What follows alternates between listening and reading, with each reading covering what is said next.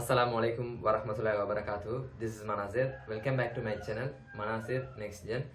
So இந்த வீடியோல நாங்க எதை பத்தி பார்க்க போறோம் அப்படின்னு சொன்னால் செட்டில்மெண்ட். தட் மீன் குடியிருப்பு தொடர்பான ஒரு வீடியோ பதிவை தான் நான் இந்த வீடியோல நான் வந்து உங்களுக்கு ஷேர் பண்ணலாம் அப்படின்னு சொல்லி இந்த வீடியோ வந்து அப்லோட் பண்றேன். ஸோ கட்டாயமா வீடியோ வந்து முழுமையா பாருங்க. இந்த வீடியோல நான் வந்து உங்களுக்கு ஷேர் பண்ண போற விஷயம் உலக குடியிருப்பு, அதே மாதிரி இலங்கை குடியிருப்பு, இது ரெண்டையும் சேர்த்து பொதுவாக நான் வந்து குடியிருப்பு தொடர்பான விஷயங்கள் என்றதை நான் வந்து ஷேர் பண்ணுறேன். ஏன்னா தனித்தனி தலைப்புகளை பார்க்கணும், பட் ரெண்டுக்குமே பொதுவான ஒரு விஷயத்தை தான் நான் நீங்கள் வந்து ஷேர் பண்ண போகிறேன். ஸோ இதில் ஐடியாவை நீங்கள் வந்து முழுமையாக எடுக்கிற பட்சத்தில் வந்து உங்களுக்கு குடியிருப்பு தொடர்பான ஒட்டுமொத்த விளக்கத்தையும் எடுக்கக்கூடிய மாதிரி இருக்கும். உண்மையாகவே சொல்லப்போனால் குடியிருப்புன்னு சொல்கிற இந்த பாடம் வந்து ஒரு சிறிய ஒரு பாட பரப்பு. மாடப்பு எல்லாம் சனத்தொகைக்கு அடுத்ததாக வந்து போடப்பட்டிருக்கக்கூடிய ஒரு தலைப்பு தான் இந்த குடியிருப்போட சம்மந்தப்பட்ட விஷயம். ஸோ இந்த குடியிருப்பு அவ்வளோ பெரிய ஒரு பாடப்பரப்பு இல்லை, என்னை பொறுத்த வரைக்கும் ஒரு சின்ன பாடப்பரப்பு. ஆனால் இங்கே நான் வந்து எல்லா விஷயத்தையுமே இவங்க ஷேர் பண்ணலை. சில முக்கியமான குறிப்புகள், எந்தெந்த விஷயங்களை நீங்கள் வந்து கட்டாயமாக பார்க்கணும் என்றதை மட்டும் இந்த வீடியோவில் நான் வந்து உங்களுக்கு ஷேர் பண்ணுறேன். ஸோ வீடியோ ஸ்கிப் பண்ணாமல் முழுமையாக பாருங்கள். ஆல்சோ இந்த வீடியோ வந்து புதுசாக யாரும் பார்க்குறீங்க அப்படின்னு சொல்லிச்சுன்னா நம்மளோட சேனலுக்கு நீங்கள் புதுசு, அதே மாதிரி இன்னும் பல பேர் சப்ஸ்கிரைப் பண்ணாமல் வச்சுருப்பீங்க. ஸோ அப்படியே நாட்கள் கட்டாயம் வேணால் சேனலை வந்து சப்ஸ்கிரைப் பண்ணி எனக்கும் சப்போர்ட் ஒன்று தாங்க. ஸோ வந்து இந்த வீடியோ வந்து பிடிச்சிருந்தா லைக் பண்ணுங்கள், கமெண்ட் பண்ணுங்கள். அதே மாதிரி இந்த வீடியோ வந்து அடுத்தடுத்த பிள்ளைகளுக்கு ஷேர் பண்ணிவிடுங்க. அவங்களும் என்ன இந்த வீடியோலேருந்து நிறைய விதத்தில் பயனடைஞ்சு கொள்வாங்க. ஸோ இப்போ நாங்கள் வீடியோக்குள்ளே போவோம்.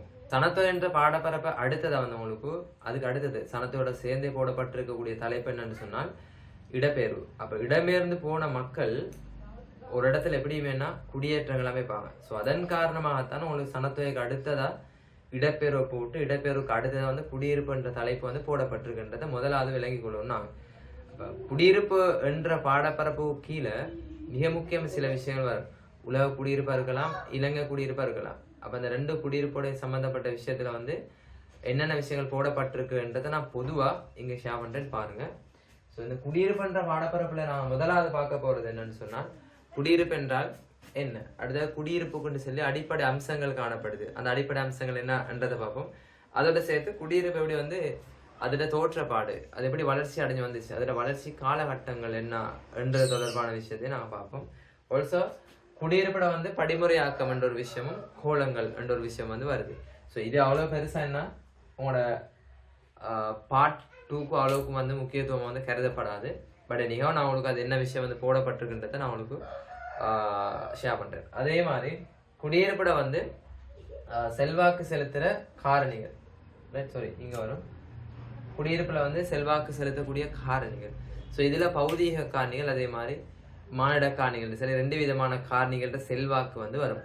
அதாவது இந்த குடியிருப்பில் செல்வாக்கு செலுத்துகிற காரணிகள்ல. அதே மாதிரி அடுத்தது என்னன்னு சொன்னால் குடியிருப்புற வகைகள். ஸோ இங்கே வந்து கிராம குடியிருப்பு, நகர குடியிருப்பு, கிராம நகர குடியிருப்பு, இந்த 3 குடியிருப்புகளோட வகைப்பாடுகள் நாங்கள் பார்த்து அந்த குடியிருப்பு ஒவ்வொன்றுடைய வந்து பண்புகள், இயல்புகள், முனைப்பான அம்சங்கள் என்ன மாதிரி இருக்கும், அந்த குடியிருப்புற தன்மை, மக்களோட தொழிற்பாடுகள் என்ன மாதிரி இருக்கும்ன்றதை நாங்கள் பார்ப்போம்.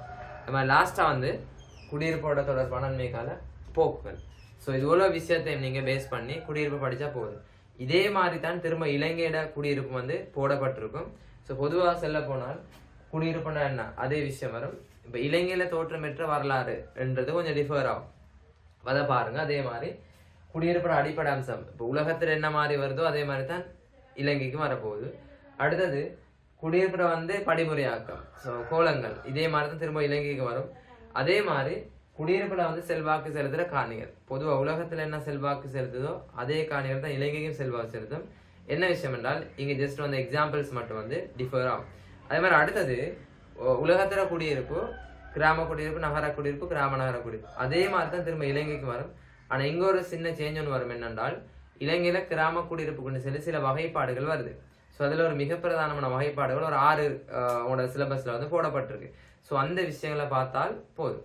ஸோ அந்த விஷயங்கள், அதே மாதிரி லாஸ்டா இளங்கட குடியிருப்பு நன்மைக்கால போக்குவரத்து, இதெல்லாம் இளங்கட குடியிருப்போட வர விஷயங்கள். ஸோ இது பொதுவான ஒரு குடியிருப்போட சம்பந்தப்பட்ட விஷயம் தான் நீங்க போக போகுதுன்றதை நான் திரும்பவும் ஒரு உங்களுக்கு தெரியப்படுத்துறேன். ஸோ உங்களுக்கு தேவை மேலதிகமா இந்த குடியிருப்போட சம்பந்தப்பட்ட விஷயங்கள் இருக்கலாம், நகராக்கமாக இருக்கலாம், சனத்தொகை, உலக விவசாயம், ஸோ என்ன தலைப்பண்டாலும் சரி உங்களுக்கு மேலதிகமா படிக்கணும் அப்படின்னு சொல்லிச்சுன்னா கீழே நான் வந்து எனக்கு கண்டெக்ட் நம்பரை போட்டிருக்கிறேன். ஸோ உங்களுக்கு தேவை அப்படின்னு சொல்லிச்சுன்னா அந்த கண்டெக்ட் நம்பரை தொடர்பு கொள்வதன் ஊடாக அந்த கிளாஸில் ஜாயின் ஆகிக்கொள்ளணும். என்ன சரி டவுட்ஸ் இருந்தாலும் கேளுங்க, நான் அதை வந்து வீடியோவை வந்து மேக் பண்ணி போடுறேன். இப்போ இதில் வர விஷயங்களை நான் வந்து ஒரு ஷார்ட் அனாலிசிஸ், அதாவது ஒரு ஷார்ட் அண்ட் ஸ்வீட்டாக நான் உங்களுக்கு விளங்குற மாதிரி கிறிஸ்டல் கிளியராக வந்து எக்ஸ்பிளைன் பண்ணுறேன். வீடியோ வந்து தட்டி விட்டுறாம பாருங்கள். Right, let's come to the point. இப்போ குடியிருப்பு, செட்டில்மெண்ட்.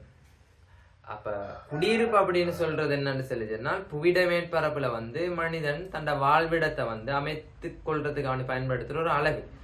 இது வந்து நிரந்தரமாகவும் அமையலாம், தற்காலிகமாகவும் அமையலாம், அவனோட பர்பஸை பொறுத்து. இப்போ குடியிருப்புன்ற ஒரு இடத்த நாங்கள் எடுத்தோம்னு சொல்லிச்சுன்னா அது எப்படி இருக்க போகுது? பொதுவா நிரந்தரமா காணப்படலும் அல்லது தற்காலிகமா காணப்படலும் அவங்களோட தேவைப்பாட்டை பொறுத்து. இப்ப ஆரம்ப காலங்கள்ல இருந்து இன்றைய வரைக்கும் மக்கள் என்ன தற்காலிகமாக குடியேற்றங்கள் அமைத்து வந்தாங்க. இப்போ கூடன்னா தற்காலிகம் அமைச்சிட்டு வராங்க. அதே மாதிரி சில இடங்கள்ல நாங்க பார்த்தோம்னு சொல்லி சொன்னால் அங்க என்ன நிரந்தரமான குடியேற்றங்கள் அமைச்சிட்டு வராங்க. பொதுவா எல்லா நாடுகள்லயுமே இது நடக்கும். இப்போ குடியிருப்புன்னு சொல்றது என்னென்றால் புவிட மேற்பரப்புல பூகோள அலகுகளுக்கு இடையில மக்கள் அல்லது மனிதன் வந்து ஏற்படுத்தி கொள்ற ஒரு அழகு. இதைத்தான் நாங்க வந்து என்ன குடியிருப்பு அப்படின்னு சொல்லுவோம். ஸோ குடியிருப்பை வந்து சூழ்ந்து காணப்படுற பிரதேசங்கள் நிறைய விஷயங்கள் வந்து என்ன உள்ளடக்கப்பட்டிருக்கும். ஸோ ஃபார் எக்ஸாம்பிள் குடியிருப்புல வந்து பார்த்தீங்கன்னு சொல்லி சொன்னால் பொருளாதாரம், வர்த்தகம், போக்குவரத்து, தொடர்பாடல், அதே மாதிரி மைதானம், ரைட், அதே மாதிரி விமான நிலையங்கள் எல்லாத்தையும் உள்ளடக்கின மாதிரியான ஒரு அமைப்பை தான் நாங்கள் சொல்ற குடியிருப்பு அப்படின்னு சொல்லி. ஆனா எல்லா விஷயமும் எல்லா குடியிருப்புலையும் வந்து அமைஞ்சு காணப்படாதுன்றதான் நீங்க குறிப்பிடத்தக்க ஒரு விஷயம். தட் மீன் ஒரு நகர குடியிருப்பையோ அல்லது கிராம குடியிருப்பு எடுத்தீங்கன்னா ரெண்டுக்கும் டிஃபர் ஆகும் வேணா. பட் இது வந்து பொதுவான ஒரு விஷயம்ன்றதை முதலாவது விளங்கிக் கொள்ளுங்க. அப்ப இதுதான் குடியிருப்புக்கான ஒரு விளக்கம். ரெண்டாவது விஷயம் என்னன்னு சொல்லி சொன்னால் குடியிருப்புல வந்து அடிப்படை அம்சங்கள் வந்து காணப்படுது. உங்களுக்கு ஒரு 5 அடிப்படை அம்சங்கள். இப்போ இதெல்லாம் வச்சு உங்களுக்கு என்ன பாட்டுக்கு கேள்வி வந்து கேட்க போறது இல்லை. அப்ப இந்த அடிப்படை அம்சங்களை பார்த்தீங்கன்னு சொல்லி சொன்னால் குடியிருப்புல வந்து பொதுவா மனிதன், அதே மாதிரி பாதுகாப்பு, அதே மாதிரி இயற்கையான சூழல், அதே மாதிரி சமூகம், ரைட், வலையமைப்பு, இப்படியான சில காரணிகள் வந்து அடிப்படை அம்சமா வந்து புவிட மேற்பரப்புல வந்து குடியிருப்புக்கு காணப்படும். ஸோ எல்லாத்தையும் விட அடிப்படை அம்சம் வந்து என்னன்னு பார்த்தீங்கன்னு சொல்லி சொன்னால் மனிதன். ஸோ மனிதன் இல்லாம குடியேற்றங்கள் புவிட மேற்பரப்புல அமைச்சிறதுன்றது வந்து சாத்தியமில்லாத ஒரு விஷயம். அப்ப அடிப்படையான ஒரு பிரதானமான முதன்மையான ஒரு காரணி என்னன்னு சொல்லி சொன்னா குடியிருப்புட செல்வாக்கு செலுத்துற காரணி மனிதன். அதுக்கு பிறகுதான் பாதுகாப்பு, சூழல், இயற்கையான சூழல், அடுத்தது சமூகம், அடுத்தது வலையமைப்புகள், இந்த காரணிகள் எல்லாம் வரும். ஸோ இதெல்லாம் இருக்கக்கூடிய இடங்கள்ல தான் மக்கள் வந்து தங்களோட குடியேற்றங்களை அமைச்சு கொள்ளுவாங்க. அப்படி இல்லாத பட்சத்துல அங்க வந்து மக்கள் வந்து குடியேற்றங்கள் அமைச்ச மாட்டாங்க. அதனாலதான் இது அடிப்படை அம்சங்கள் என்று சொல்லி நாங்க வந்து கால் பண்றோம். இதான் குடியிருப்புல அடிப்படை அம்சங்களை வந்து கருதப்படுது. அதே மாதிரி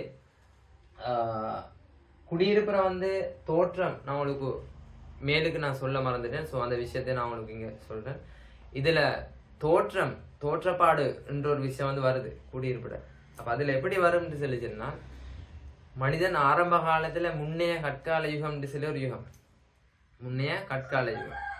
இந்த காடுகள், ரைட், அதே மாதிரி மலைகள், இவைகள்லாம் அந்த குகைகள், மரப்பொந்துகளை நம்பி தங்களோட வாழ்க்கைகளை நடத்திட்டு வந்தான். ஸோ பொதுவா இங்க மக்கள்ற வந்து தொழில் என்னவா இருக்கும்? தேன் சேகரிக்கிறது, வேட்டையாடுறது, இப்படியான வேலைகள் தான் செஞ்சான். இங்க மக்கள் வந்து நிரந்தரமா குடியேற்றங்கள் அமைச்சல. அதுக்கு பிறகு வந்து அது வளர்ச்சி அடைஞ்சு நாடோடி இடையர் யுகமா வந்து மாற்றம் அடையுது, ரைட். அங்க இருந்து மக்கள் வந்து ஷிஃப்ட் ஆகுறாங்க. பருவகால ரீதியா வந்து ஏற்படுற மாற்றங்களுக்கு ஏற்ப தங்களோட செயற்பாடுகளை மாற்றி தங்களோட குடியிருப்பை ஒவ்வொரு பிரதேசம் வந்து பயிற்சிக, விலங்கு வேளாண்மை, இப்படி பல்வேறு விதமான செயற்பாடுகளை மேற்கொண்டு ஷிஃப்ட் ஆயிட்டு போனாங்க, இடத்துக்கு இடம் மாறி. ஸோ அது ரெண்டாவது விஷயமா வரும். அது மாதிரி மூன்றாவது ஒரு காலகட்டம் வரும் என்னன்னு சொல்லி சொன்னால் விவசாய யுகம் சொல்லி சொல்றது, விவசாய யுகம் அப்படின்னு சொல்லி சொல்றது. அப்ப அதுல இருந்து அப்படியே ஷிஃப்ட் ஆகி கடைசியா நதிக்கரையோரங்களை இனங்கண்டு அந்த இடங்கள்ல தான் ஆரம்ப கால குடியேற்றங்களை நிரந்தரமா அமைச்சு கொள்றாங்க மக்கள். ஸோ இங்க பிரதானம் என்ன? நதிட செல்வாக்கு காணப்படுது, வளமான மண், வளமான நீர், காலநிலை சிறப்பா அமைஞ்சு காணப்பட்டுச்சு. ஸோ இதெல்லாம் வச்சு அங்க குடியேற்றங்களை வந்து நிரந்தரமா அமைச்சு கொண்டாங்க. இதுதான் விவசாய யுகம். அது மாதிரி தற்கால யுகம்னு சொல்லி ஒரு யுகம் உண்டு, கைத்தொழில் புரட்சி யுகம்னு சில ஒரு யுகம் கொண்டு வரும். ஸோ விவசாயத்தை மேற்கொண்ட மனிதன் வந்து காலப்போக்கில் வந்தேன்னா கைத்தொழில் ரீதியாக முன்னேற்றம் அடைகிறதுக்கான சில வழிவகைகளை செஞ்சுட்டு வரான். ஸோ அதை பேஸ் பண்ணி அமைச்சிட்டு வர குடியேற்றங்கள் தான் கைத்தொழில் புரட்சி யுகம். அடுத்தது தற்கால யுகம். இன்றைக்கு என்ன மாதிரியான ஒரு நிலைமையில வந்து குடியேற்றங்கள் காணப்படுது என்றது. இப்போ ஆரம்ப காலத்தில் அமைக்கப்பட்ட குடியேற்றங்கள் உங்களுக்கு தெரிஞ்சிருக்கலாம். இருந்து நான் உங்களுக்கு தெரியப்படுத்துகிறேன். இந்த யூப்ரடிஸ், தைக்ரீஸ், மொசபத்தேமியா, நைல் நதி, அதே மாதிரி சிந்து நதி. ஸோ இப்படி பல்வேறுபட்ட குடியேற்றங்கள் ஆரம்ப காலத்தில் பண்டைய நாகரிகங்களாக தோற்றம் பெறுது. ஸோ அது எல்லாமே குடியிருக்கிற தோற்றப்பாடு தான். இங்கே 5 வந்து குடியிருக்கிற தோற்றப்பாடு வருது.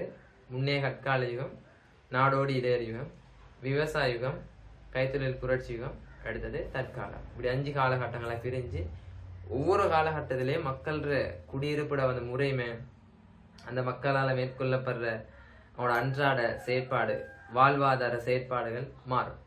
இதெல்லாம் தெரியப்படுத்துகிற விஷயம் தான் அதோட வந்து தோற்றப்பாடு என்றதை வந்து விளங்கி கொள்ளணும். ரைட், இது வந்து அதோட விஷயம்.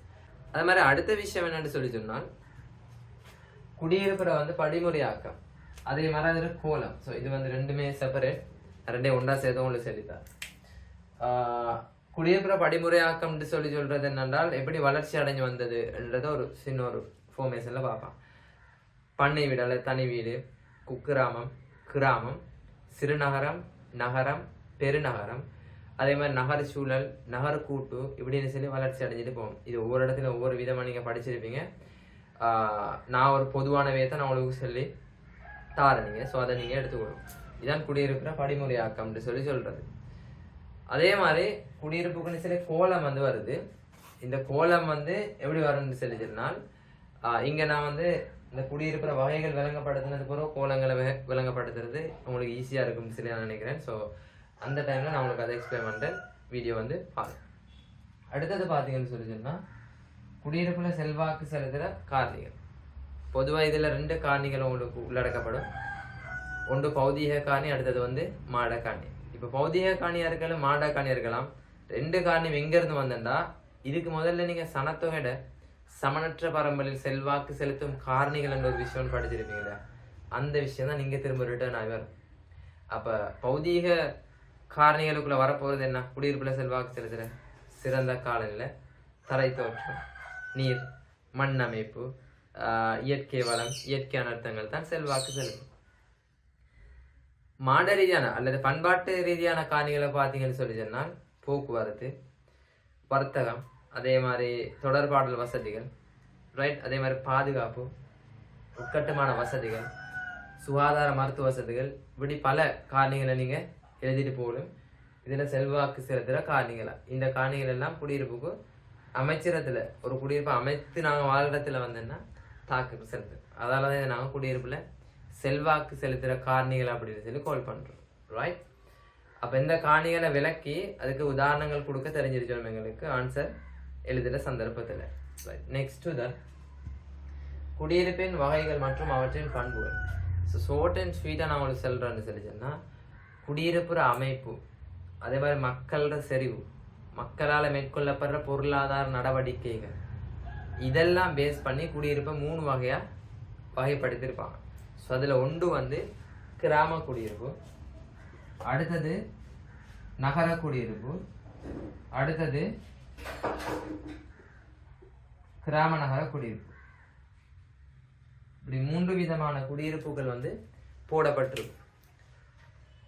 இப்போ இந்த 3 விதமான குடியிருப்புற டிஃபரண்ட் எப்படி நான் பார்க்குறேன் டிஃபரன்சஸ், அதாவது வேறுபாடுகள் தான் உங்கள்கிட்ட கேள்வியாக கேட்பாங்க.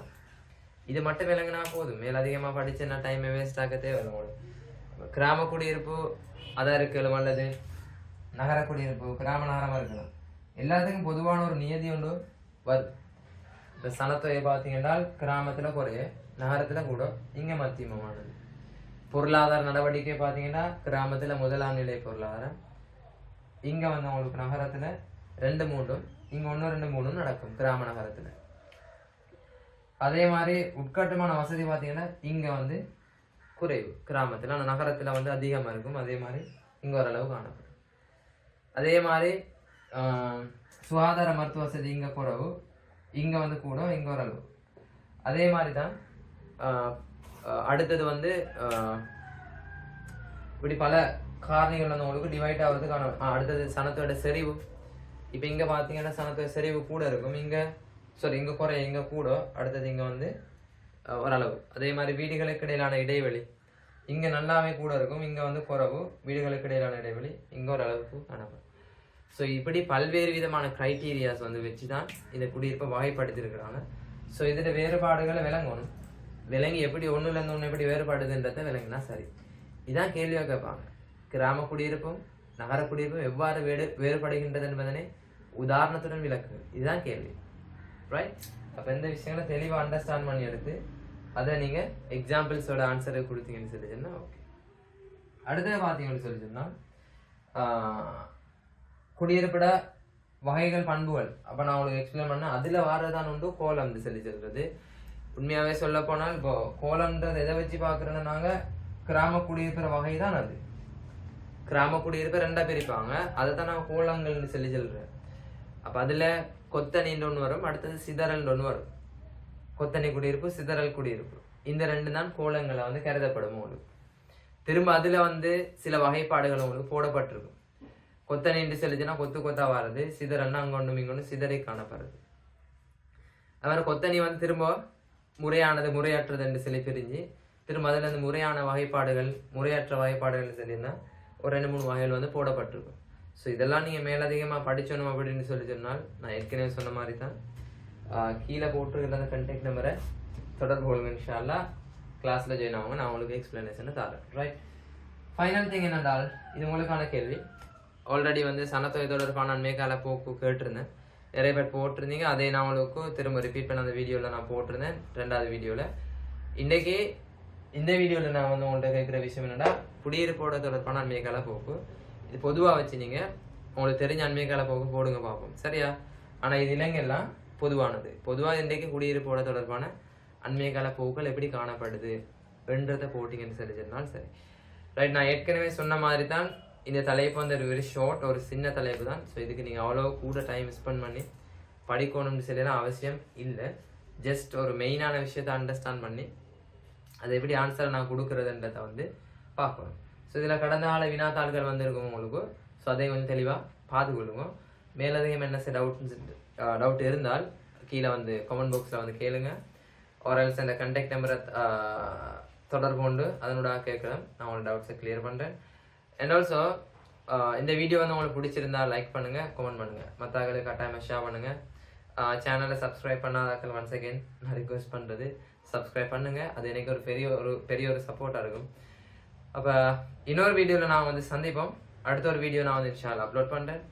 So thank you once again, thank you for your வாட்சிங், right? Keep in touch, thank you.